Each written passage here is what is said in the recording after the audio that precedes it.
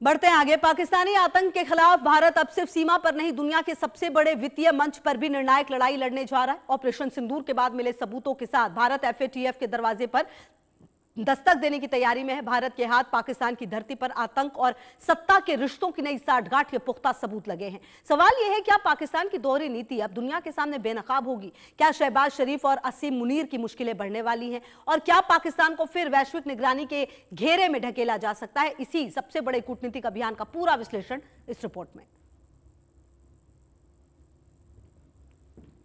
Operation सिंदूर के सबूत, FATF में घिरेगा पाकिस्तान पूरी तरह। आतंक की फाइल खुली, अब बचना मुश्किल पाकिस्तान के लिए।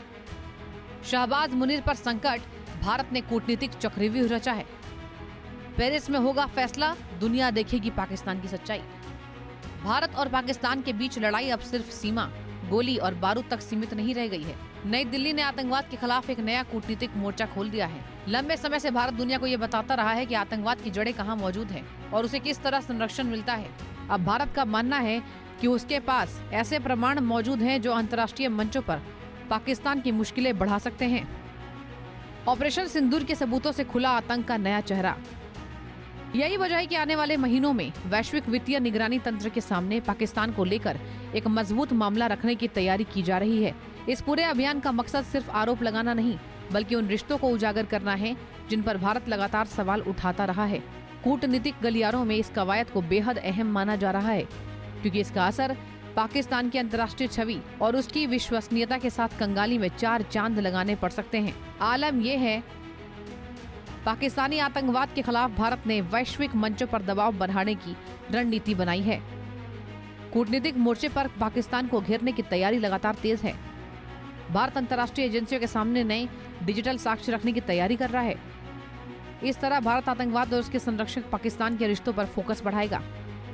पाकिस्तान को एफएटीएफ के ग्रे लिस्ट में डालने के लिए भारत के पास पहले से ही पुख्ता सबूत का अंबार है, जिसमें कई वीडियो तो दुनिया ने भी देखा जब मारे गए आतंकियों के जनाजे में उनके आका के साथ सेना के अधिकारी भी मौजूद थे।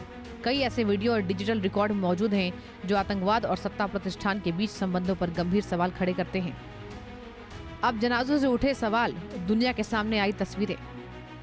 भारत की कोशिश इन तथ्यों को अंतर्राष्ट्रीय समुदाय के सामने व्यवस्थित तरीके से रखने की है। इस पूरी कवायद का मकसद ये साबित करना है कि आतंकवाद के खिलाफ दिखाई जाने वाली कार्रवाई और जमीनी हकीकत में बड़ा अंतर मौजूद है।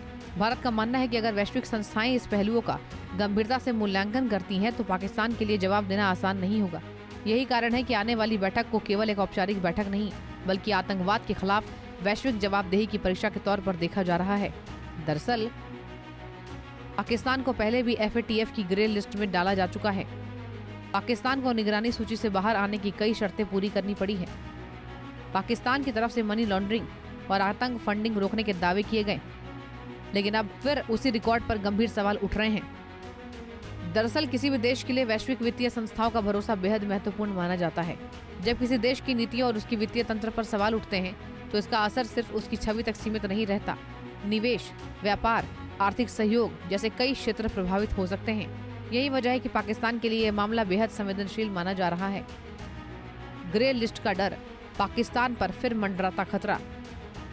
दूसरी तरफ भारत लगातार यह संदेश देने की कोशिश कर रहा है कि आतंकवाद के खिलाफ वैश्विक मानदंडों का पालन सभी देशों के लिए समान होना चाहिए। कूटनीतिक विशेषज्ञ मानते हैं कि आने वाले समय में इस मुद्दे पर कई देशों की भूमिका महत्वपूर्ण रहने वाली है। पेरिस में होने वाली बैठक केवल दस्तावेजों की समीक्षा नहीं, बल्कि पाकिस्तानी आतंकवाद और उसके वित्तीय नेटवर्क के खिलाफ वैश्विक प्रतिबद्धता की भी परीक्षा होगी। ग्रे लिस्ट में आने पर वैश्विक वित्तीय निगरानी बढ़ जाती, विदेशी निवेशकों का भरोसा प्रभावित होने की आशंका है, अंतर्राष्ट्रीय कर्ज और वित्तीय सहयोग मुश्किल हो सकता है, वैश्विक मंच पर देश की आर्थिक साख प्रभावित होती है। दुनिया को पता है कि पाकिस्तान की कटोरा किंग बनने के पीछे की असली वजह उसका कई बार एफएटीएफ में जाना है। आपको बता दें, पाकिस्तान पहली बार 2008 में एफएटीएफ की ग्रे लिस्ट में शामिल हुआ। 2010 में कुछ सुधारों के बाद पाकिस्तान को राहत मिली। 2012 में फिर गंभीर खामियों के चलते ग्रे लिस्ट में डाला गया। 2015 में निगरानी सूची से पाकिस्तान को अस्थायी राहत मिली। जून 2018 में पाकिस्तान दोबारा एफएटीएफ की ग्रे लिस्ट में पहुंचा। अक्टूबर 2022 में शर्तें पूरी करने के दावे पर बाहर निकला। पाकिस्तान को एफएटीएफ की ग्रे लिस्ट में भेजने के पूरे आसार हैं, क्योंकि भारत के पास इसके न केवल पुख्ता सबूत हैं, बल्कि वैश्विक दबाव भी है। अब जरा जान लेते हैं कि किसी देश को ग्रे लिस्ट में भेजने की मुख्य वजह क्या होती है। इसकी 10 बड़ी वजह पर जाएं तो पहली वजह है आतंकवाद के वित्त पोषण पर प्रभावी नियंत्रण नहीं होना। दूसरा, मनी लॉन्ड्रिंग रोकने के कानूनों का कमजोर क्रियान्वयन। तीसरा, संदिग्ध वित्तीय लेन देन की पर्याप्त निगरानी न होना। चौथी, आतंकी संगठनों तक धन पहुंचने के रास्ते खुले रहना। पांचवी, प्रतिबंधित संगठनों की संपत्तियां जब्त न करना। छठवीं, वित्तीय अपराधों पर कमजोर जांच और अभियोजन व्यवस्था। सातवीं, बैंकिंग सिस्टम में पारदर्शिता की कमी पाया जाना। आठवां, FATF की सिफारिशों और मानकों का पालन न करना।